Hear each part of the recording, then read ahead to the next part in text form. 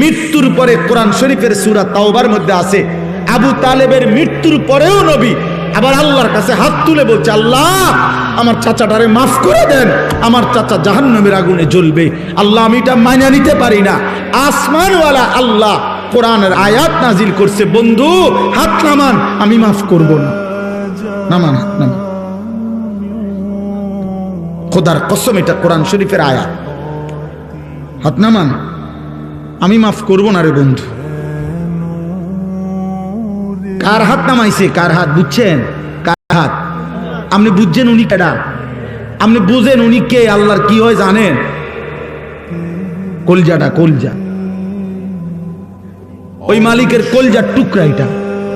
তিনি মাহবুব, তিনি হাবিব, এই কায়নাতে এর চাইতে প্রিয় ওনার কে? তো তার হাত নামাই দিছে বেটা, ওনার হাত নামাই দিছে। নামান, আপনি হাত নামান। আপনি কে? আমি কে? বেশি খামখেয়ালি মনে করেন আপনার।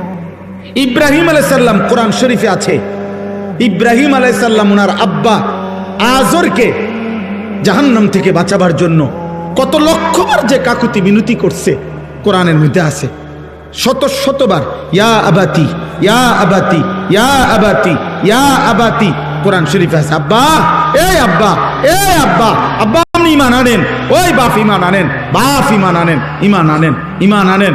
আপনার জাহান্নামের আযাব ধরে ফেলবে রে আব্বা, আপনি শয়তানের গোলামি করেন না রে আব্বা। এইভাবে বলছেন। আসমানওয়ালা বলছে, ইব্রাহিম খলিল হইতে পারো তুমি আমার, আমি তোমার বাপের হেদায়েত দেব না।